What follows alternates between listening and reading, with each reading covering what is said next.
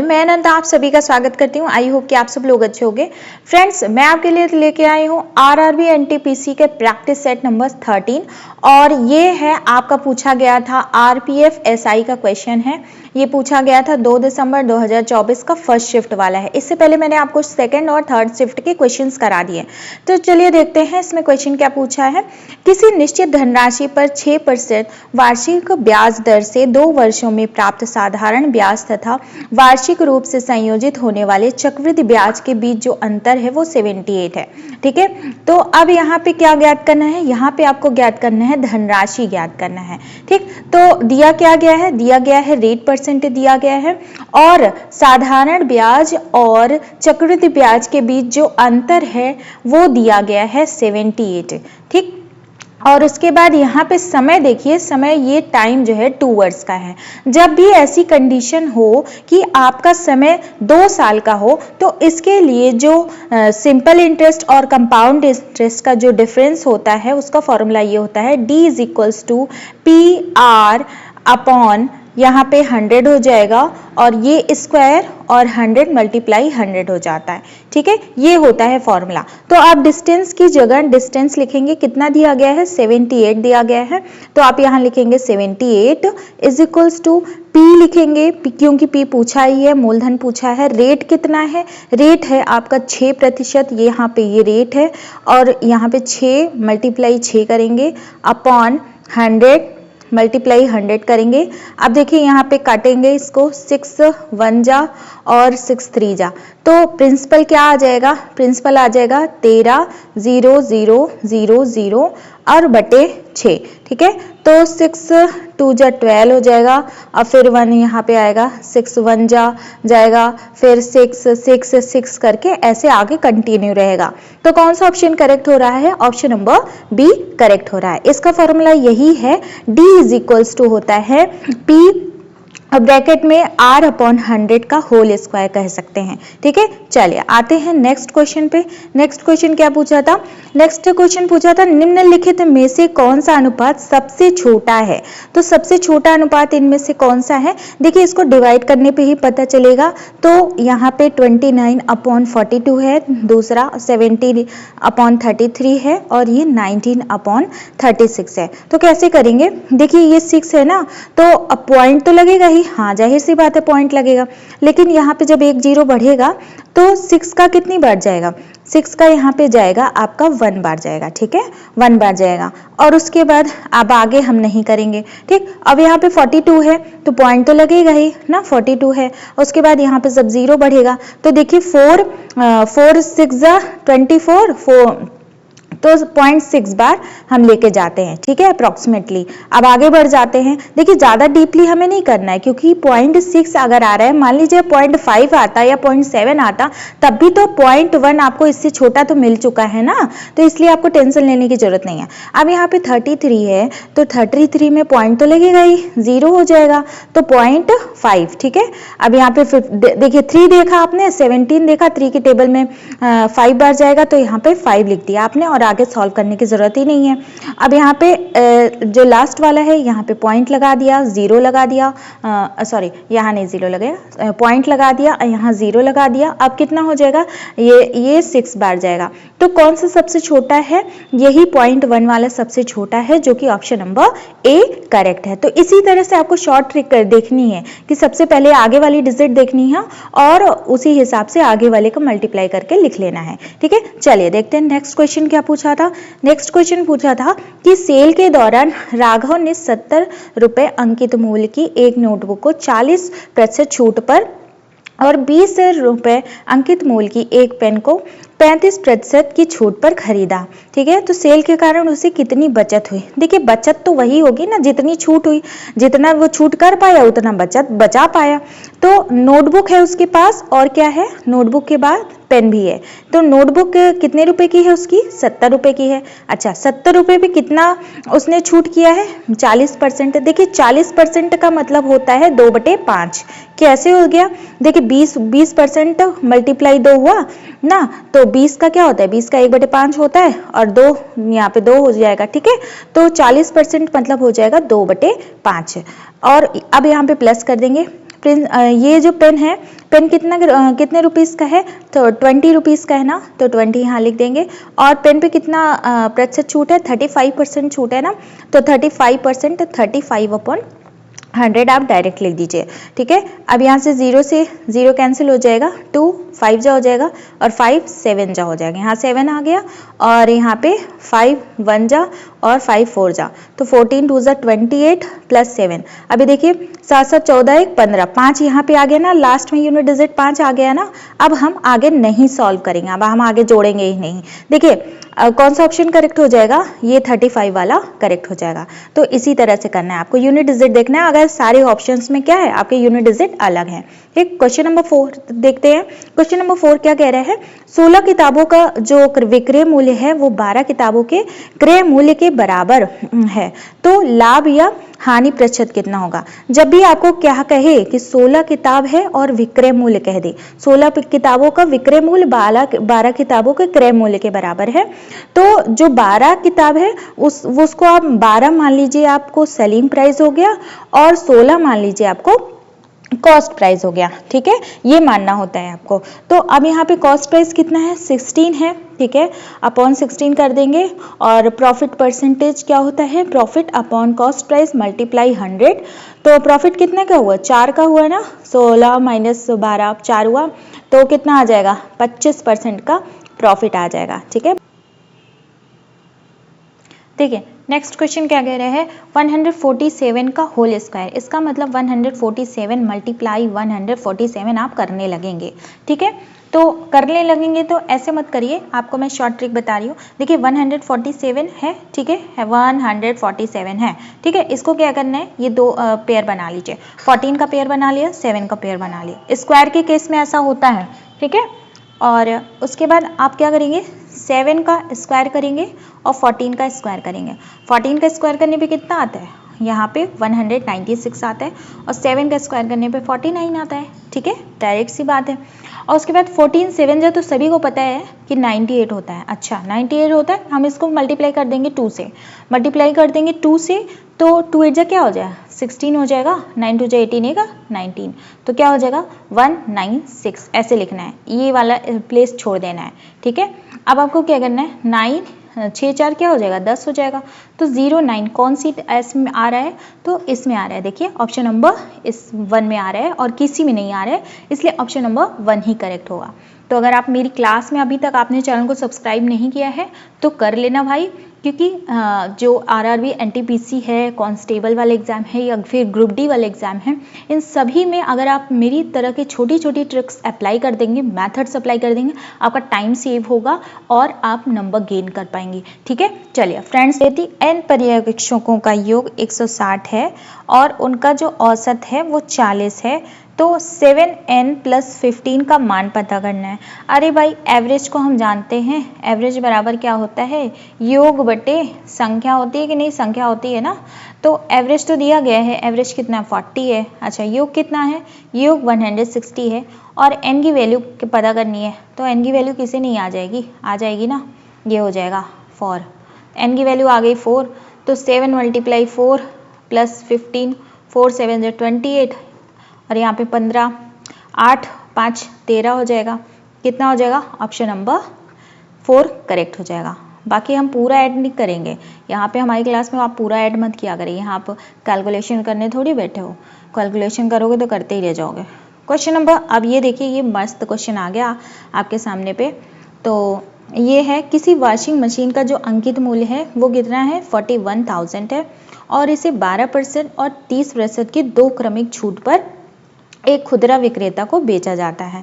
अच्छा, खुदरा विक्रेता क्या करता है, ग्राहक को 50% की छूट इसके नए अंकित मूल्य पर देकर अपने क्रय मूल्य पर 25% का लाभ अर्जित करता है। तो वॉशिंग मशीन का जो अंकित मूल्य होगा वो कितना होगा। अब सबसे पहले जो वॉशिंग मशीन का अंकित मूल्य है वो कितना है, 41,000, 3 बार 0 है और इस पे छूट क्या है, इस पे छूट है 12%, 12% का मतलब हो गया 88/100। ठीक है, अब यहाँ पे क्या कहते हैं 30% छूट का मतलब हो गया यहाँ पे 70/100। ठीक है, इतने में बिकेगा।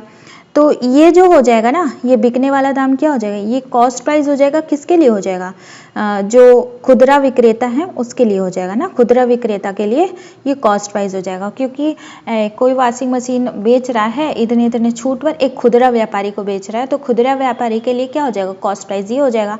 अच्छा ठीक है, तो अब ये जो खुदरा व्यापारी है वो क्या कर रहा है, 50% की छूट दे रहा है।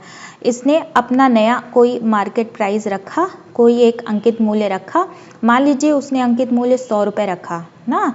देखिए होलसेलर था, होलसेल से रिटेलर के पास है। अब रिटेलर क्या कर रहे हैं, कस्टमर को बेच रहा है।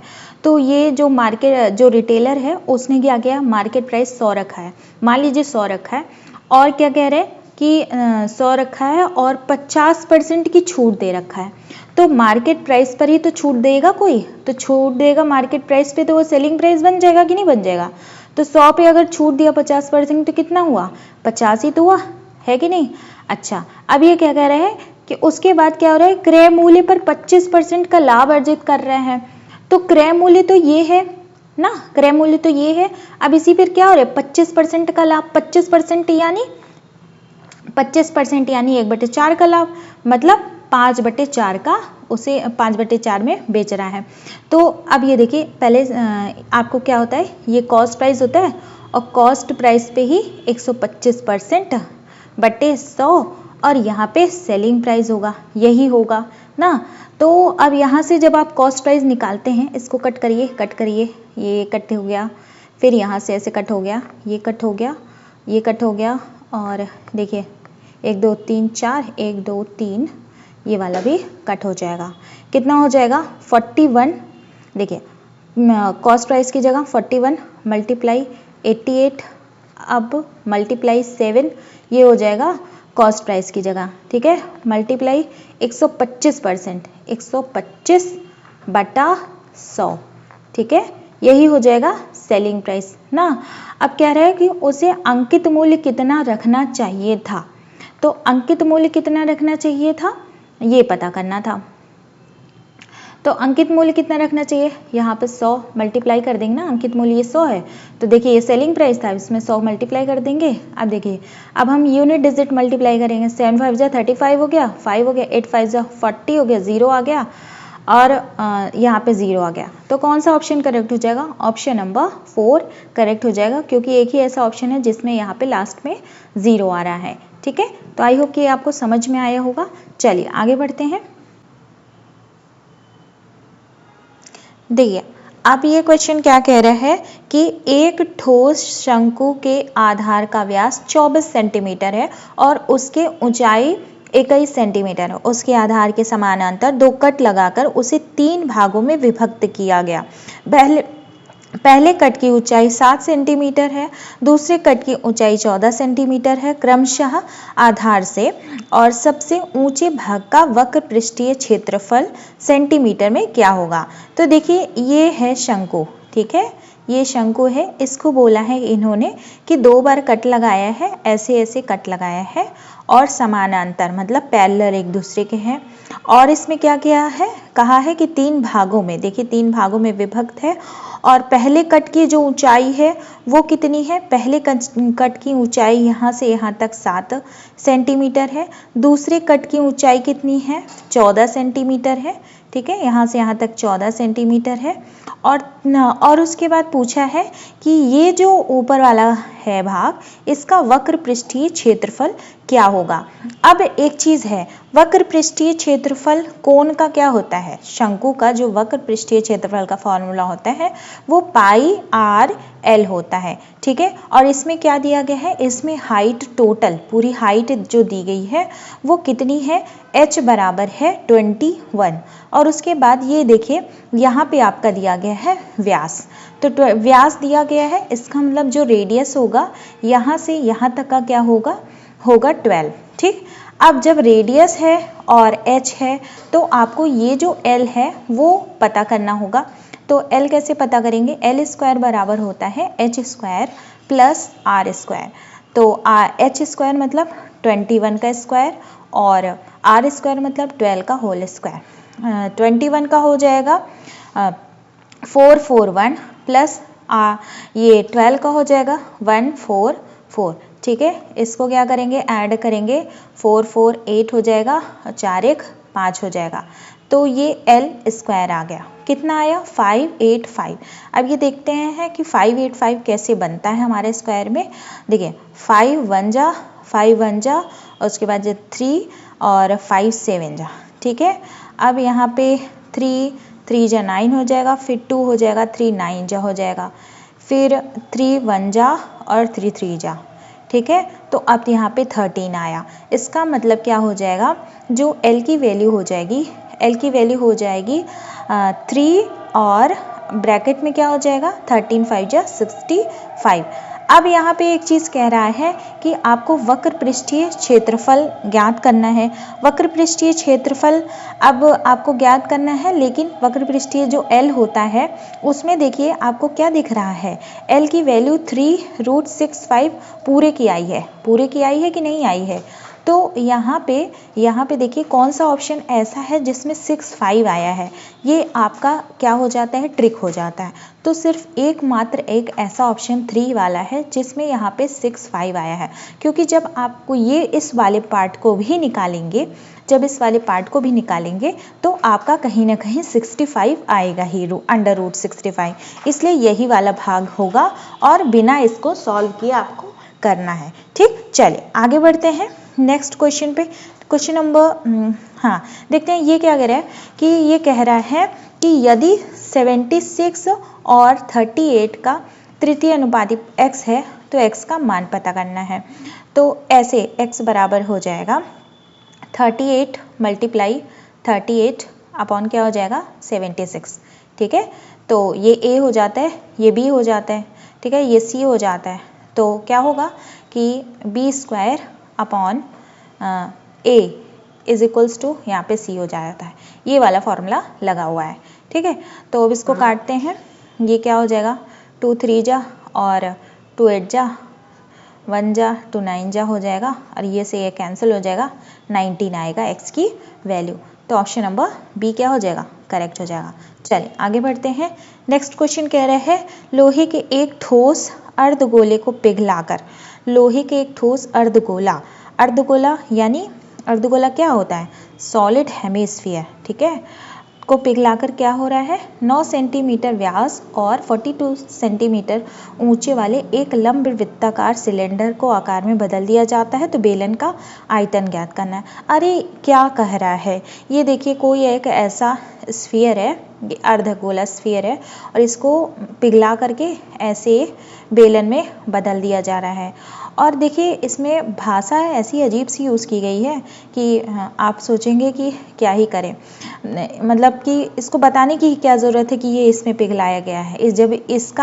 जब दिया गया है, जब सिलेंडर का दिया ही गया है रेडियस दिया गया है, कितना है 9 सेंटी, रेडियस दिया है 9 है, सॉरी डायमीटर 9 है, तो रेडियस क्या हो जाएगा 9/2 हो जाएगा ना।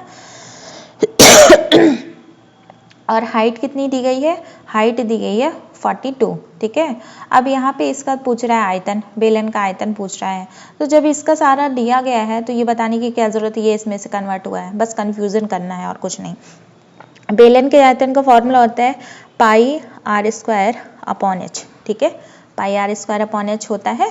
तो पाई की वैल्यू 22/7 लिखने के लिए बोली गई है, और आर क्या होगा, आर देखिए 9/2 मल्टीप्लाई 9/2, और उसके बाद और जो एच होगा वो क्या हो जाएगा, वो 42 आ जाएगा। तो 7 6 जा हो जाएगा और 2 3 जा हो जाएगा, फिर उसके बाद 2 यहाँ पे 1 1 हो जाएगा, ठीक है।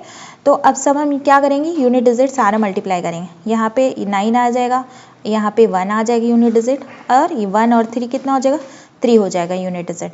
किस में हो रहा है 3, सिर्फ एकमात्र ऐसा सेकंड ऑप्शन है जिसमें 3 हो रहा है, तो ऑप्शन नंबर सेकंड क्या हो जाएगा आपका करेक्ट हो जाएगा, ठीक है। ऐसे ही शॉर्ट ट्रिक करना है हमें। चलिए देखिए अब ये क्वेश्चन क्या कह रहा है कि दो ट्रेनें हैं एक्स और वाई अलग अलग दिनों में एक ही मार्ग से लखनऊ से चंडीगढ़ की दूरी तय करती हैं और उनके बीच जो समय लगता है वो ग्राफ में दिया गया है।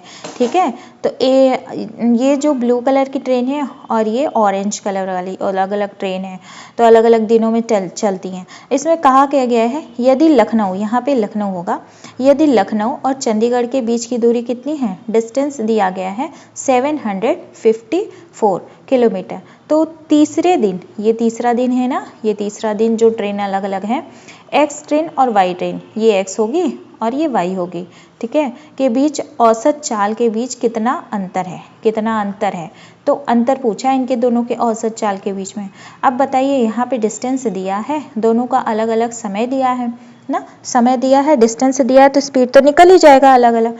तो जो पहली ट्रेन है, एक्स ट्रेन है, उसकी स्पीड कितनी हो जाएगी, तो डिस्टेंस 754 हो जाएगा, अपॉन कितना हो जाएगा, अपॉन हो जाएगा यहाँ पे 13, ये 13, इसको 13 घंटे लग रहे हैं ना।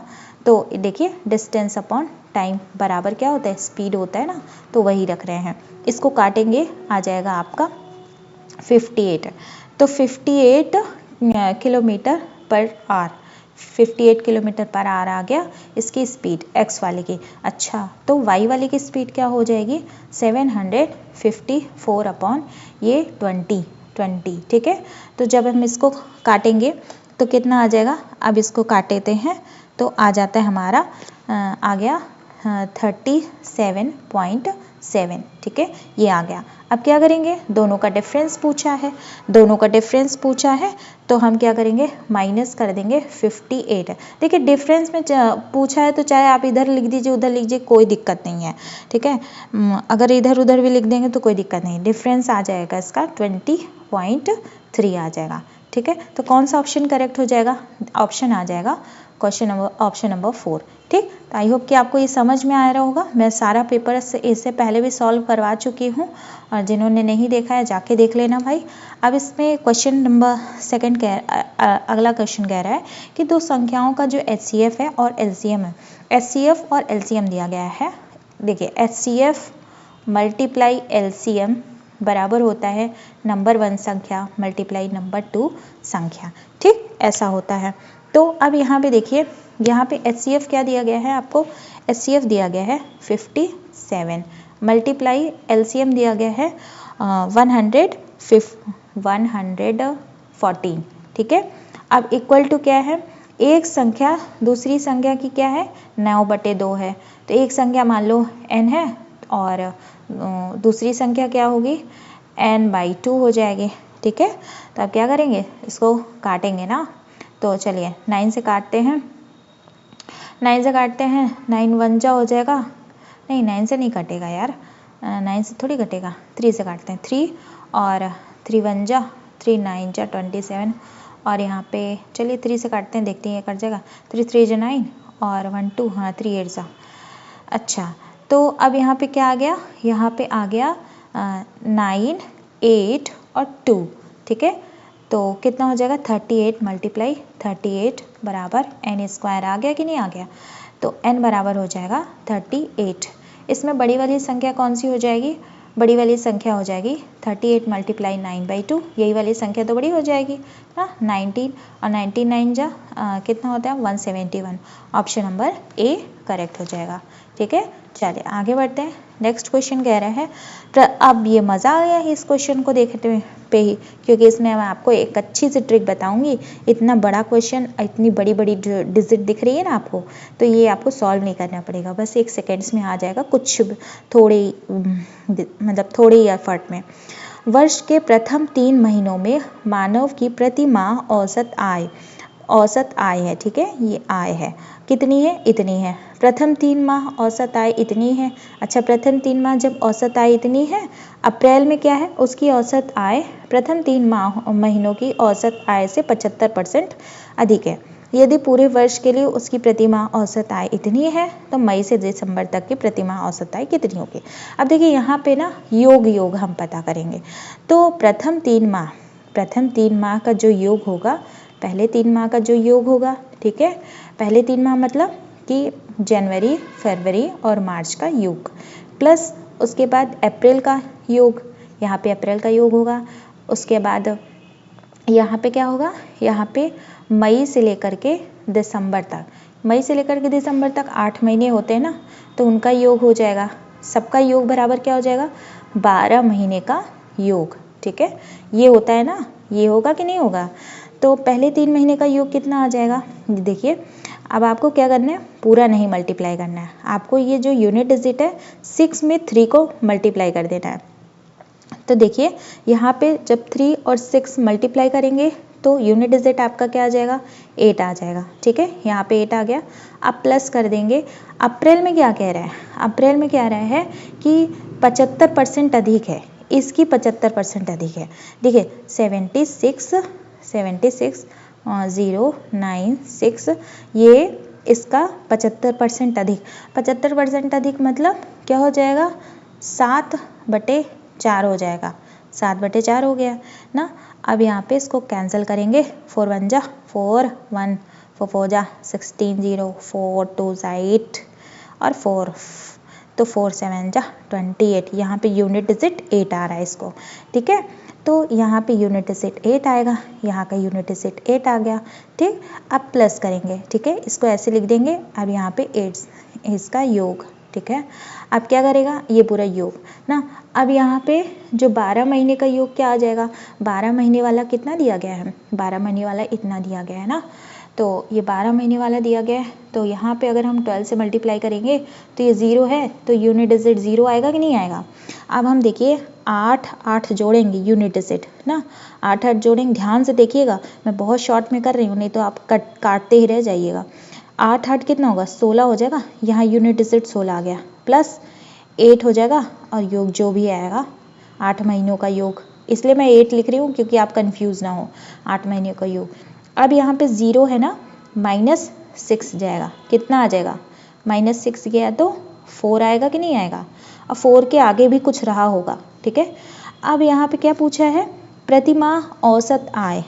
देखिए औसत आय क्या होता है, जितनी संख्या होती है उतना को डिवाइड करना पड़ता है। अब 8 को ले आकर के यहाँ पे डिवाइड करेंगे, तो अब देखिए 8 का जब टेबल पढ़ेंगे तो 8 8 जा 64 होता है कि नहीं होता है, 8 8 जा 64 होता है। तो अब यहाँ पे आगे भी है 4 के आगे भी कुछ रहा होगा। ठीक है, A4 के आगे भी कुछ रहा होगा, तो यहाँ पे क्या आ जाएगा, यहाँ पे 8 आएगा। ठीक है, तो 8 से पूरा कैंसिल होगा। तो ऐसा कौन सा ऑप्शन है जहाँ पे आपको यूनिट डिजिट में 8 मिल रहा है, तो ये वाले ऑप्शन में 8 मिल रहा है, तो यही 100% आपका करेक्ट होगा। देखिए अगर आपने अभी तक चैनल को सब्सक्राइब नहीं किया है तो कर लेना, शेयर कर लेना, लाइक कर लेना और उसके बाद अपने फ्रेंड्स के साथ ज़रूर शेयर करना। ठीक है, देखिए इतनी छोटी छोटी ट्रिक्स मैं सिखा रही हूँ, नहीं तो आप इतने बड़े बड़े डिजिट इसको सॉल्व करते ही रह जाएंगे। इसीलिए मैं कह रही हूँ मैथ्स पढ़ाना एक अलग चीज़ है, ट्रिक्स बताना, ट्रिक्स से सॉल्व करना एक अलग चीज़ है। ठीक है, चलिए नेक्स्ट क्वेश्चन है इसमें कि फर्नीचर की 3 वस्तुओं का जो औसत मूल्य इतना है, यदि उनके मूल्यों का अनुपात इतना है तो सबसे महंगी वाली वस्तु कौन सी होगी। तो कितना आसान क्वेश्चन है, यहाँ पे सारे वस्तुओं का औसत मूल्य दिया गया है, मूल्य का अनुपात दिया गया है ना, 3 वस्तुओं का औसत मूल्य दिया गया है ना ये। तो अब क्या करेंगे, अब इसको हम सारा को ऐड कर लेंगे। जब सब ऐड करेंगे तो 15 आ जाएगा, 15 अनुपात आ जाएगा ना, 15 अनुपात आ जाएगा। अब क्या करेंगे, इसको डिवाइड कर देंगे ना, 15 9 5 उसके बाद 15, और सबसे महंगी वस्तु कौन होगी, जो सबसे बड़ी वाली अनुपात होगी, मल्टीप्लाई 7, 5 3 जा हो जाएगा, 5 3 जा 5 1 जा 4 हो जाएगा, और 5 8 जा फिर 5 3 जा हो जाएगा, फिर उसके बाद कितना, हाँ चलिए 3 1 जा 0, देखिए यहाँ से 3 1 जा हो जाएगा, और इसके बाद 1 8 कटा, 3 6 जा हो जाएगा और 3 1 जा हो जाएगा। तो 1 और 7 किस में है, ऐसा सिर्फ और सिर्फ ऑप्शन नंबर सी में है। पूरा मल्टीप्लाई करने की क्या ज़रूरत, 1 0 6 1 मल्टीप्लाई 7 हम क्यों करें, हम यहाँ क्यों मल्टीप्लाई करने बैठे हैं क्या, नहीं ना, हमें तो क्वेश्चन सॉल्व करना है ना। तो वैसे जब आप इसको सॉल्व भी करेंगे ना तो ऐसे ही आएगा। ठीक है, इतना लिखने की क्या ज़रूरत है जब आपका यूनिट डिजिट सबका अलग है। ठीक है, इसीलिए मैं कह रही हूँ चैनल को फॉलो कर लेना और मेरी ट्रिक्स के साथ जुड़ जाना। मैथ्स की क्लासेस लेते रहो कंटिन्यू, तो हो जाएगा आपका सिलेक्शन। 16 पुस्तकों का जो विक्रय मूल्य है 12 पुस्तकों के क्रय मूल्य के बराबर है, तो हानि या लाभ प्रतिशत पता करना है। अब यहाँ पे क्या करें, 16 पुस्तकों का जो विक्रय मूल्य है, जब ये 16 पुस्तकों का विक्रय मूल्य है ना, तो 16 को हम क्या मान लेंगे, 16 को हम मान लेंगे 16 को हम मान लेंगे एक मिनट, 16 को हमने हम मान लेना है कॉस्ट प्राइस। ठीक है, अब ये जो ये क्रय मूल्य के पास दिया गया है ना, तो इसको हमें मान लेना है सेलिंग प्राइस। ठीक है, अब क्या, अब तो क्वेश्चन सॉल्व ही हो गया। जब कॉस्ट प्राइस पता चल गया 16, तो सेलिंग प्राइस 12 मतलब 4 मल्टीप्लाई 100 कितना हो जाएगा, यहाँ पे 25% आ जाएगा आपका आंसर। ठीक है, तो कौन सा ऑप्शन करेक्ट हो जाएगा। अच्छा हाँ, ये तो हमने बताया नहीं कि लाभ हो रहा है कि हानि हो रहा है। तो अब भाई यहाँ पे जब 16 रुपये में खरीद रहा था 12 रुपये में बेच रहा है, तो हानि हो रहा है ना, तो 25% का क्या हो रहा है, हानि हो रहा है। ऑप्शन नंबर 3 क्या हो जाएगा, करेक्ट हो जाएगा। ठीक, नेक्स्ट, इतने मीटर लंबी एक रेलगाड़ी है, किसी खंबे को 71 सेकेंड में क्या करती है, पार करती है। तो अब यहाँ पे उसको क्या करना है, रेलगाड़ी को 656 मीटर लंबे प्लेटफॉर्म को कितने समय में पार करेगी। ठीक, तो बस यही इतना क्वेश्चन है। तो एक चीज़ है यहाँ पे, ये जो रेलगाड़ी की है ना, रेलगाड़ी की लंबाई है, इसको आप डिस्टेंस मानते हो। ठीक है, डिस्टेंस बराबर क्या होता है, स्पीड इनटू टाइम होता है, चाल गुणे समय। तो पहले तो हम रेलगाड़ी की क्या करेंगे, पता करेंगे जी चाल कितनी है। ठीक है, तो यहाँ पे चाल के लिए हम क्या करेंगे, पहले डिस्टेंस लिख लेंगे, 1136 लिख लिया हमने। अब जब 1136 लिख लिया और यहाँ पे टाइम कितना है 71 सेकेंड है, तो अब हम क्या करेंगे, इसको डिवाइड करेंगे, 36 डिवाइड कितना करना है 71 से। तो ये जब हम डिवाइड करते हैं तो ये आता है 16 मीटर पर सेकेंड। ठीक है, तो रेलगाड़ी की जो चाल हो जाएगी 16 मीटर पर सेकेंड हो गई। तो अब यहाँ पे कह रहा है कि रेलगाड़ी किसी लंबे प्लेटफॉर्म को पार कर रही है। पहले तो रेलगाड़ी खुद होगी, फिर इतने बड़े प्लेटफॉर्म को पार कर रही होगी, तो मतलब इसकी भी रेलगाड़ी की लंबाई भी ऐड होगी और प्लेटफॉर्म की भी लंबाई ऐड होगी, दोनों मिला करके अब डिस्टेंस बन जाएगा। ठीक है, तो 1136 प्लस क्या हो जाएगा 656, दोनों ही मिला करके डिस्टेंस बन जाएगा। 6 6 12 5 3 8 1 9 6 1 7 1, तो ये टोटल डिस्टेंस हो जाएगा। और उसके बाद हम इसको क्या करेंगे, डिवाइड कर देंगे 16 से।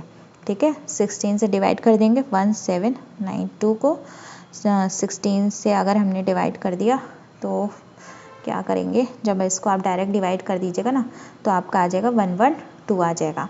तो ऑप्शन नंबर इसमें 4 करेक्ट हो जाएगा। ठीक है, अपना डिवाइड करके देख लीजिएगा, इसमें ज़्यादा कुछ तामझाम करना नहीं है। ठीक है, चलिए नेक्स्ट क्वेश्चन है कि इसको सिंप्लीफाई करना है।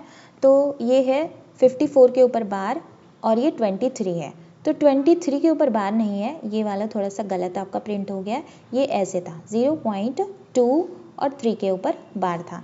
ठीक है, अब 54 को हम क्या करते हैं, 54 को हम 54 ऐसे लिखेंगे और दो संख्या के ऊपर बार है ना, 5 के ऊपर 4 के ऊपर, इसलिए हम 2 बार यहाँ 9 लिख देंगे।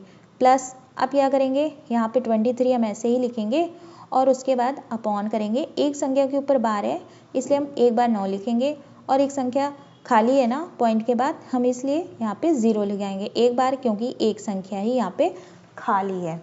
ठीक है, अब क्या करेंगे, अब इसको थोड़ा सा और बढ़ा दीजिए, माइनस कर दीजिए, यहाँ पे 0 के बाद क्या लिखा है, जो पॉइंट के बाद क्या लिखा है 2 लिखा है ना, हम 2 माइनस करेंगे।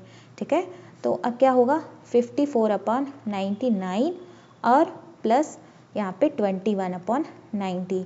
अब क्या करेंगे, इसका एलसीएम ले लीजिए, 990 आ गया तो 540 हो जाएगा, प्लस इसमें क्या हो जाएगा 11 आ जाएगा ना, 21 और मल्टीप्लाई 11 कैसे होगा, देखिए 2 लिख दीजिए और 1 लिख दीजिए।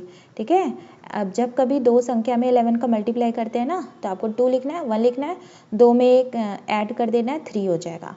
ठीक, अब इसको क्या करना है, 1 आ गया और 4 3 7 आ गया और बेटे कितना हो जाएगा 990 और यहाँ पे इतना। तो कौन सा ऑप्शन करेक्ट आ रहा है आपका? ऑप्शन नंबर ए करेक्ट आ रहा है। आई होप कि आपको समझ में आ रहा होगा। फ्रेंड्स, अभी तक आपने चैनल को सब्सक्राइब और लाइक नहीं किया हो तो कर लेना, और पिछले प्रीवियस ईयर्स पेपर्स भी एनटीपीसी के मैंने करा रखे हैं, तो जा करके उनको भी देख लेना, एनटीपीसी के सारे पेपर्स, ताकि आपके एग्जाम्स अच्छे हों। ठीक, चलिए, इसी में आपका ही फायदा है।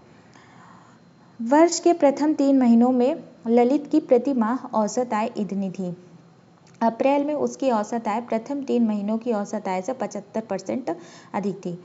यदि पूरे वर्ष उसकी प्रति माह औसत आय इतनी है तो मई से दिसंबर तक प्रति माह औसत आय कितनी होगी? देखिए, यहाँ पे सिर्फ और सिर्फ संख्या बदली है, लेकिन क्वेश्चन वही है, ठीक, जो मैं पहले बता रही थी। तो यहाँ पे क्या करना है? 3 महीने का औसत आय निकालना है।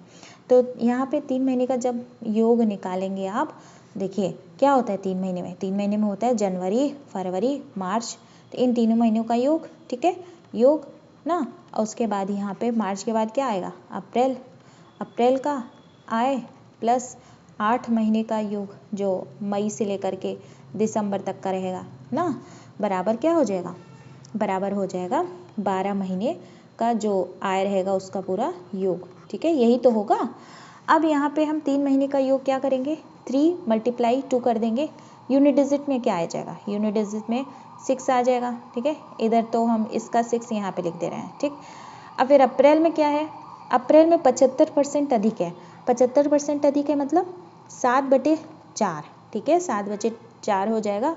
किसका 7/4? 2 × 2, 2, हाँ 3 बार 2 है ना, और 2, और 4 × 5 = 20, फिर 4 × 5 = 20, और फिर 27 आ गया क्या? हाँ, 4 × 6 = 24, 24 आ गया, फिर हाँ 4 8 बार जाएगा, तो 7 × 8 = 56, हाँ, मतलब यूनिट डिजिट में इसके 6 आएगा, ठीक है। तो ऐसे ही सॉल्व करना है, यूनिट डिजिट में 6 आएगा, यहाँ पे 6 आ जाएगा अप्रैल वाले में, ठीक है। अब प्लस 8 माह जो मई वाला रहेगा, मई से लेकर दिसंबर तक का। अब उसके बाद यहाँ क्या करेंगे? ये जो लास्ट वाला है, इसमें जब 12 से मल्टीप्लाई करेंगे तो इसमें 0 आ जाएगा। तो 6 कितना होता है? 12 होता है ना, यूनिट डिजिट में 2 आएगा, तो प्लस 8 और इधर x, यहाँ पे 0 है ना, और 0 के बगल -2 जाएगा, तो यहाँ पे कुछ और संख्या रही होगी, तो और संख्या रही होगी तो 10 बन जाएगा ना, 10 में से 2 गए 8 हो जाएगा, 8 के इधर भी कुछ रहा होगा, उसके बाद यहाँ पे 8 आ जाएगा, ठीक है। अब क्या करेंगे? अब इसको हम यहाँ से कैंसिल करेंगे, तो यूनिट में क्या आ जाएगा? 1 आ जाएगा ना, तो कौन सा ऑप्शन करेक्ट हो जाएगा? ऑप्शन नंबर 3 करेक्ट हो जाएगा। आई होप कि आपको समझ में आ रहा होगा। ये दूसरा क्वेश्चन था, इसलिए मैंने जल्दी से समझा दिया, ठीक। चलिए आगे बढ़ते हैं नेक्स्ट क्वेश्चन पे। हाँ, राहुल कह रहे हैं नाव से इतने किलोमीटर की धारा के विपरीत 30 घंटे में तय करता है और धारा की दिशा में 12 घंटे में तय करता है, तो धारा की चाल ज्ञात करना है, ठीक है। तो बहुत आसान क्वेश्चन है। तो अब यहाँ पे डिस्टेंस दिया गया है, लेकिन हम अभी डिस्टेंस को यूज़ नहीं करेंगे। कैसे नहीं यूज़ करेंगे? देखिए यहाँ पे क्या है, u - v = d/टाइम। टाइम कितना है? 30 घंटे का, ये हो गया। देखिए यहाँ पे धारा के विपरीत है ना, तो ये धारा की चाल हो गई, ये धारा की चाल हो गई, और ये नाव की चाल हो गई, ठीक है। ये धारा की चाल, ये नाव की चाल। तो चाल है ना, ये पूरा चाल है, तो चाल क्या हो गया? डिस्टेंस अपॉन टाइम ही तो होता है, तो 30 घंटे लग रहे हैं इसमें, ठीक। धारा की दिशा में क्या होगा? धारा की दिशा में धारा ऐड हो जाएगी कि नहीं ऐड हो जाएगी? तो d अपॉन क्या हो जाएगा? 12 हो जाएगा। अब इसको क्या करेंगे? अब इसको हम चलेंगे सॉल्व करने। चलिए अब हम सॉल्व करते हैं इसको। तो हमें किसकी चाल पता करनी है? धारा की चाल पता करनी है ना, तो v की चाल पता करनी है। तो v की चाल पता करनी है तो हम क्या करेंगे? माइनस कर देंगे, ये माइनस कर देंगे, इधर माइनस कर देंगे, ठीक है। तो अब हमारे पास क्या आ जाएगा? ये u से u कैंसिल हो जाएगा, -2v हो जाएगा, = हो जाएगा d/30 माइनस d/12। चलिए 30 × 12, और उसके बाद क्या हो जाएगा? यहाँ पे 12d माइनस 30d, ठीक है। कितना हो जाएगा? यहाँ पे हो जाएगा, ये 10 2 गए 8, यहाँ पे 18, ठीक है। 18d/30 × 12, तो कितना हो जाएगा? 3 × 1 = 3 6 जा, 6 1 जा, 6 2 जा। तो अब यहाँ पे देखिए मैं कैसे कैसे सॉल्व कर रही हूँ उसको। ये हो जाएगा 2v इज इक्वल्स टू क्या हो जाएगा यहाँ पे d/20, ठीक है, d/20 हो गया। तो ये जो है ये 2 जो है नीचे आएगा, फिर से 2। अब ये d की जगह हम क्या लिख देंगे 734, 734 लिख दिया ना। तो अब उसके बाद ये 4 हो गया ना, 4 1 जा हो जाएगा, फिर 4 1 जा 4 हो गया। तब यहाँ पे कितना बचा 3 बचा, तो 4 8 जा, फिर वहाँ पे 1 4 3 जा 12, फिर यहाँ पे पॉइंट, तो 183 करके आ रहा है। तो 183 करके कौन से ऑप्शन में आ रहा है, ऑप्शन नंबर सेकेंड में आ रहा है। तो यही आपका करेक्ट होगा। तो आई होप कि ये समझ में आया होगा आपको। थोड़ा सा गाँच पाँच ज़रूर हो गया है, लेकिन जो बच्चे अभी प्रैक्टिस के दौर में हैं तो उनको ज़रूर समझ में आएगा, ठीक है। यहाँ पे कुछ किया थोड़ी है, यहाँ पे जो नाव की चाल है माइनस धारा की चाल, और चाल बराबर क्या होता है डिस्टेंस अपॉन टाइम होता है ना, वही डिस्टेंस अपॉन टाइम। उसके बाद ये इक्वेशन बन गया, इक्वेशन को सॉल्व कर लिया, और क्या किया, कुछ किया थोड़ी। चलिए नेक्स्ट क्वेश्चन है इसमें। अब ये क्वेश्चन क्या कह रहा है, केतन ने क्या किया है 171 कुर्सियां क्या की हैं, बेची हैं, और 95 कुर्सियों के विक्रय मूल्य के बराबर लाभ प्राप्त हो रहा है।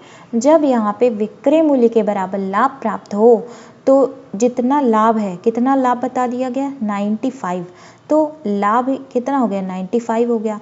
अब विक्रय मूल्य के बराबर लाभ प्राप्त हो रहा है और कुर्सी कितनी बेची है 171, तो कॉस्ट प्राइस कितनी हो जाएगी, कॉस्ट प्राइस हो जाएगी 171 माइनस 95, ठीक है। तो इत माइनस करने पे क्या आया 76 आया, यही क्रय मूल्य हो जाएगा, ठीक है। तो लाभ प्रतिशत बराबर क्या होता है, जो भी लाभ होगा मल्टीप्लाई 100 करेंगे और बटे जितना क्रय मूल्य है ना, क्रय मूल्य कितना है 76 है ना। तो अब यहाँ पे हम क्या करेंगे डिवाइड कर देंगे। डिवाइड करने पे क्या आ जाएगा, यहाँ पे देखिए, यहाँ पे जब हम डिवाइड करेंगे तो आ जाएगा इसका 125% इसका लाभ, जो कि ऑप्शन नंबर सेकेंड करेक्ट है। चले नेक्स्ट क्वेश्चन है। इसमें कह रहा है कि समान लंबाई की दो ट्रेन समानांतर पटरियों पर एक ही दिशा में इतने किलोमीटर की चाल से चल रही है।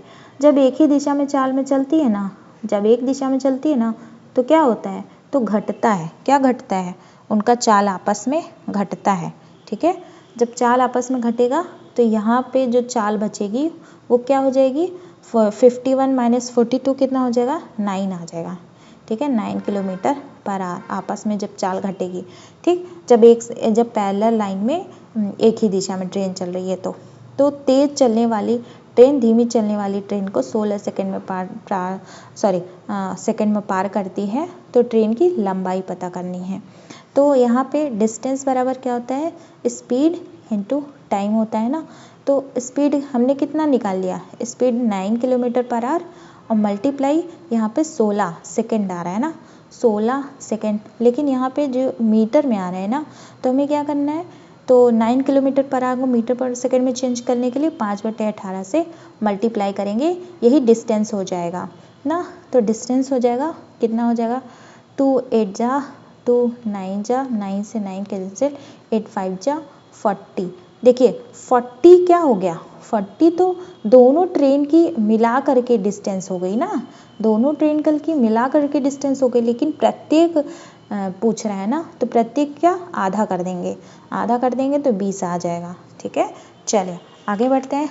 नेक्स्ट क्वेश्चन कह रहा है कि हाँ, if x varies inversely as y की पावर 3। देखिए ये है ना, ये क्या दिया गया है, ये y की power 3 minus 1।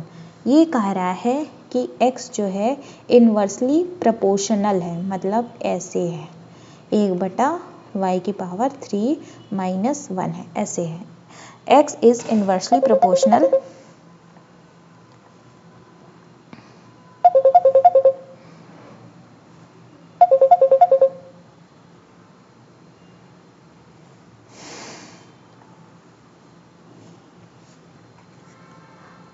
x is inversely proportional y की पावर 3 माइनस 1।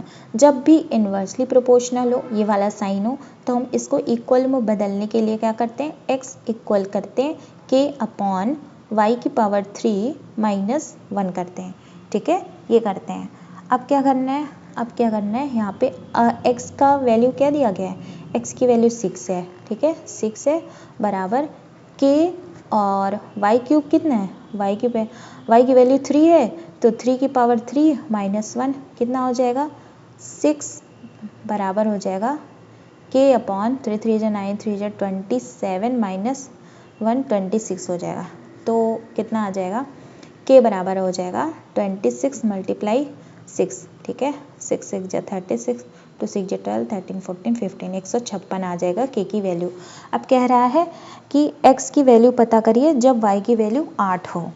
तो अब हमें क्या करना है, अब हमें फिर से ये इक्वेशन रखना है और वैल्यू पता करनी है, ठीक है। तो x की वैल्यू पता करना है जब y की वैल्यू 8 है, तो 156 तो इसका आ गया, ठीक है, और y की वैल्यू क्या 8 की पावर 3 माइनस 1 कितना आ जाएगा 156 अपॉन 8 8 जा 64 8 जा कितना हो जाएगा 512 माइनस 1 ना, तो 156 बटे 511 156 बटे 511 इसका क्या आ जाएगा आंसर आ जाएगा, जो कि ऑप्शन नंबर ए क्या है करेक्ट है, ठीक है। चलिए आगे बढ़ते हैं, नेक्स्ट क्वेश्चन पे देखते हैं। नेक्स्ट क्वेश्चन कह रहा है कि एक मिनट, अब इसको सिंप्लीफाई करना है। सबसे पहले हम इसको ब्रैकेट वाले को सिंप्लीफाई करते हैं। 5 7 जा 35 हो जाएगा, उसके बाद 9 में 7 गया 2 हो जाएगा, फिर 2 से 2 इधर कैंसिल हो जाएगा, 6 2 जा हो जाएगा, और उसके बाद यहाँ पे 27 हो जाएगा और यहाँ पे मल्टीप्लाई 7 हो जाएगा, तो ये वाला सही हो जाएगा, ठीक है। चलिए आगे बढ़ते हैं। एक संख्या के 50% बढ़ाने पर इतना प्राप्त होता है, तो वह संख्या क्या है। किसी का कोई संख्या x है, उसको 50% बढ़ा दे तो क्या आ जाएगा 3 7 2 0 0 0 कैंसिल, हाँ 15, अच्छा यहाँ पे 2, तो 2 से तो यही वाला हो रहा है ना, यही वाला हो रहा है, तो ऑप्शन नंबर 3 करेक्ट हो जाएगा, ठीक। इसके आगे हमें सॉल्व ही नहीं करना है ना।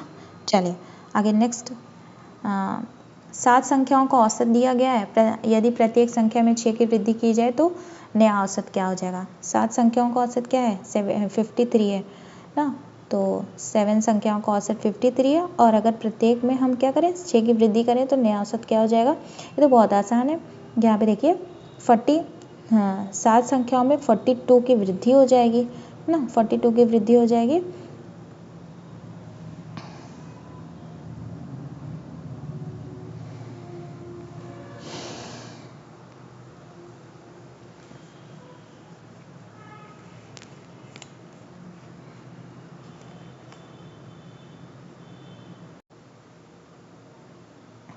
नेक्स्ट क्वेश्चन है, निम्नलिखित में से सबसे बड़ा भिन्न कौन सा है, ये हमें पता करना है। तो 2/3 है कि 9 बटे इतना है, तो इसको आपको डिवाइड करना है। तो 2/3 को अगर हम डिवाइड करेंगे तो 0.6 करके कुछ आएगा, ठीक है।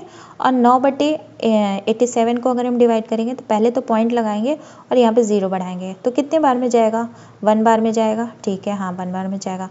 उसके बाद 21 है और ये 20 है, तो पॉइंट लगाएंगे, उसके बाद यहाँ पे ऐसे बढ़ा देंगे। तो हम क्या करेंगे, तो हम इसको देखते हैं कितनी बार में जाता है। तो ये जाएगा आपका हाँ ये जाएगा आपका कितने बार में 9 बार में जाएगा, ठीक है। क्योंकि अगर हम 10 बार में करेंगे तो 210 आ जाएगा, 210 तो ज़्यादा हो जाएगा, तो हम 9 बार ले जाएंगे, ठीक। फिर 45/66 का करेंगे तो कितना आ जाएगा, यहाँ पे देखिए पहले तो पॉइंट लगाएंगे, उसके बाद यहाँ पे बढ़ाएंगे। तो 6 7 जब क्या होता है 6 7 जब 42 होता है ना, तो 0.7 करके ऐसे हम आगे बढ़ा देते हैं। और ज़रूरी नहीं 0.7 आएगा, 0.6 भी आ सकता है, लेकिन यहाँ पे सबसे बड़ा भिन्न पूछा है, तो हमें 9 मिल चुका है ना ऑलरेडी, तो हम इसलिए यहाँ पे 6 और 7 पे बॉदर नहीं करेंगे, मतलब हम परेशान नहीं होंगे। तो ये 0.9 वाला कौन सा है, ये वाला है, 20/21 वाला है, तो यही ऑप्शन करेक्ट हो जाएगा, ठीक है। चलिए नेक्स्ट क्वेश्चन देखते हैं। नेक्स्ट क्वेश्चन है 40 की पावर 0.11 बराबर x है, 40 की पावर 0.1 बराबर y है, तो x की पावर z बराबर y की पावर 2 है, तो z का निकटतम मान पता करना है। तो हमें क्या करना है, हमें ये वैल्यू ले लेनी है।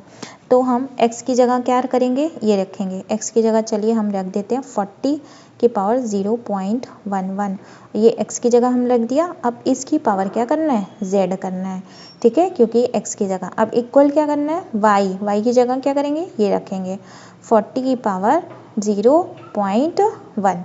अब यहाँ पे क्या करना है, पावर में मल्टीप्लाई क्या करना है, 2 करना है। और उसके बाद क्या करना है, अब देखिए 40 की पावर क्या हो जाएगा 0.11 और यहाँ पे z, ठीक है, ये z है इज इक्वल्स टू 40 और यहाँ पे 0.2, ठीक। अब ये देखिए ये जो बेस है ना इक्वल है, इसलिए पावर्स भी इक्वल होंगे। जो 0.11 z इज इक्वल्स टू 0.2, तो अब क्या है, z हो जाएगा 2/11, उसके बाद यहाँ पे एक बढ़ जाएगा, ठीक। अब क्या करेंगे, अब इसको 11 1 जा 11 हो जाएगा, उसके बाद 1 और यहाँ पे 0.8 और उसके बाद ऐसे करके आगे बढ़ेगा, ठीक है। यार चाहे ऐसे आप डिवाइड करके देख लो यार ना, सीधे से डिवाइड करो। यहाँ पहले 1 बढ़ जाएगा, उसके बाद कितना होगा 9 हो जाएगा, पॉइंट करो 0 बढ़ाओ 8 बढ़ाओ, ठीक है, ऐसे ऐसे करके होगा। लेकिन अब आगे हम क्यों सॉल्व करें, तो ऑप्शन नंबर सेकेंड ही करेक्ट हो जाएगा, ठीक है। चलिए आगे बढ़ते हैं। नेक्स्ट इसमें क्वेश्चन क्या करा है कि एलसीएम और एचसीएफ दिया गया है, उनमें से एक संख्या इतनी है, दूसरी संख्या क्या होगी। अरे यार एलसीएम मल्टीप्लाई एचसीएफ बराबर नंबर 1 संख्या मल्टीप्लाई नंबर 2 संख्या। तो एलसीएम दिया है 114, ठीक है, मल्टीप्लाई 19 इज इक्वल्स टू एक संख्या 57 है, दूसरी संख्या नहीं पता, तो 19 3 जा हो जाएगा और 3 3 जा 9 1 2 3 8 जा हो जाएगा। तो दूसरी संख्या 38 है, ऑप्शन नंबर सी करेक्ट है, ठीक। चलिए अब नेक्स्ट क्वेश्चन देखते हैं। नेक्स्ट क्वेश्चन देखने से पहले अगर आपने अभी तक चैनल को सब्सक्राइब नहीं किया भाई कर लेना और लाइक तो ज़रूर कर लेना, ठीक है, क्योंकि आपको एनटीपीसी और आरपीएफ कांस्टेबल और ग्रुप डी क्वालिफाई करना है। तो एक मूलधन जब प्रति वर्ष 20% साधारण ब्याज पर निवेश किया जाता है तो 3 वर्षों बाद उसका जो मिश्र धन है वो इतना हो जाता है। तो 2 वर्ष में समान दर पर समान मूलधन पर साधारण ब्याज ज्ञात करना है। तो इसमें 2 केस है, एक में टाइम 3 वर्ष का लग रहा है और एक में टाइम जो है 2 साल का है, ठीक है, 2 ईयर का टाइम है।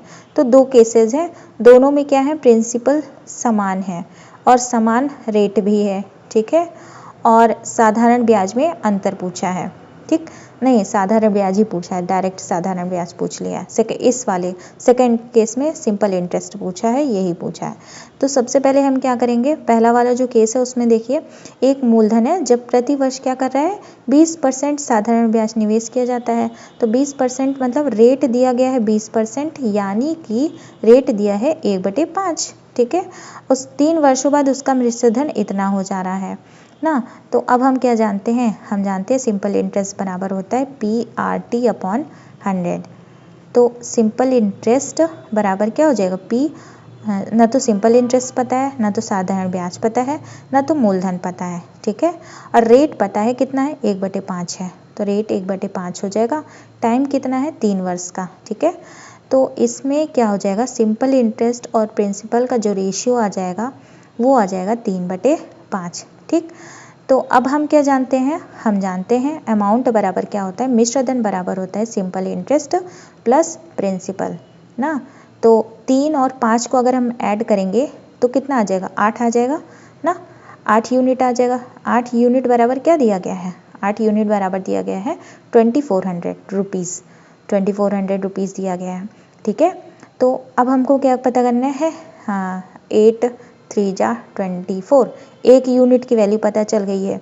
इसका मतलब सिंपल इंटरेस्ट कितना हो जाएगा 900, इस केस में सिंपल इंटरेस्ट 900 हो जाएगा और प्रिंसिपल 1500 रुपये, ठीक है, 1500 रुपये, 3 × 5 = 15 होना, यहाँ पे 300 से मल्टीप्लाई कर देंगे, ठीक है। अब क्या, अब यहाँ पे हमको दूसरा चीज़ पूछा है दूसरे केस में, सेकंड वाले केस में, कि समान दर पर समान मूलधन पर साधारण ब्याज क्या है। तो साधारण ब्याज पूछा है तो प्रिंसिपल क्या पता चल गया हमें 1500 है ना। टाइम देखिए रेट भी वही है, रेट 1/5 है ना, और टाइम कितना है 2 साल है, ठीक है। 5 3 और कितना हो जाएगा 600। 600 क्या आ जाएगा, सिंपल इंटरेस्ट आ जाएगा। तो वेरी सिंपल, तो कौन सा ऑप्शन करेक्ट हो जाएगा, ऑप्शन नंबर सेकेंड करेक्ट हो जाएगा। आई होप कि आपको ये जितने भी पूरी मैंने क्या किया है, ये पूरा आरपीएफ का जो एसआई वाला 2 दिसंबर वाला फर्स्ट शिफ्ट का पेपर है, पूरा ही पेपर होल पेपर मैंने आज सॉल्व करवा दिया है। ठीक है, तो इससे पहले मैंने आपको 2 दिसंबर के ही 2nd और 3rd शिफ्ट के सारे पेपर सॉल्व करा दिए हैं। जिनने नहीं देखा है जाकर देख लेना और शेयर ज़रूर करना फ्रेंड्स। और अगर आप चैनल पे हो नए हो तो सब्सक्राइब कर लेना, क्योंकि यहाँ पे मैं मैथ्स नहीं, यहाँ पे आपको शॉर्ट मैथ्स सिखाती हूँ। ठीक है, यहाँ पे हम आपको क्या सिखाते हैं, शॉर्ट ट्रिक्स सिखाते हैं। चलिए ठीक है, फिर मिलते हैं नेक्स्ट क्लास में, तब तक के लिए बाय बाय, टेक केयर, नमस्कार, जय हिंद।